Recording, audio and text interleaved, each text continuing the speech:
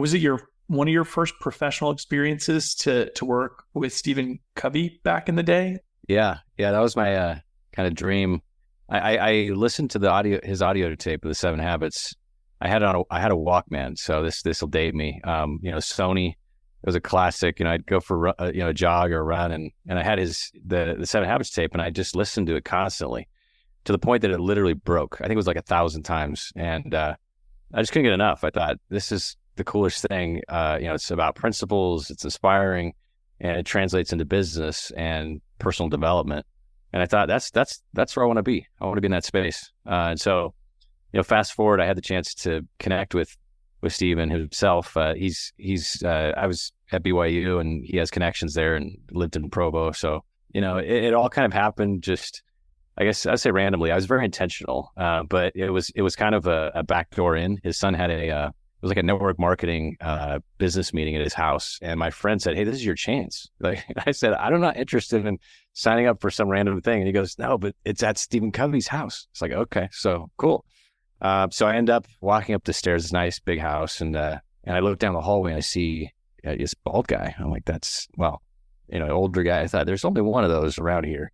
But I'm not going to chase him in his own house. That's a little awkward, right? So I kind of step towards the door, or the front door, and I look at the garage, and he pops out of the garage. And I think his wife and his wife are going to a Christmas party or something. So he's putting gifts in the car. And I walk over, and I just thought, okay, now's my chance. And I said, "Hey, Stephen, I really appreciated your books. But they've made a difference in my life." And he looks me in the eyes really deeply, and he goes, "We've met before." And I said, "I feel like I have. I've read your books that much that I feel like I know you." And he goes, "No, we've met before." And oddly enough, I had a dream years before about us meeting, and I don't know. Sometimes these things just happen for a reason, and you just connect. But from there, we had him come speak at an event, and we started as we were doing this mentoring nonprofit. He said, "I'll be your PR agent." He started spreading the word, and he endorsed our work, and it was great. I learned a lot from him. One of the things he said that's always stuck with me, that I'm striving to work on to this day. He said, "We have 2 ears and 1 mouth, and it's the right proportion for listening." So that's my introductory work with Covey. That's amazing. Yeah. I mean, how much of that influence do you feel like carried over to what you do today with Brave Core and, the book that you wrote, Brave Together? Yeah, I think there's just a lot of inherent wisdom in questions.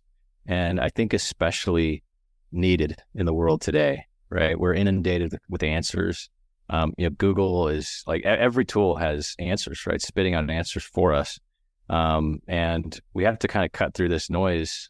And then in our interactions with others, this is something that both Covey, I had the chance to be at Apple, and Steve Jobs would do this in meetings. He'd listen a lot.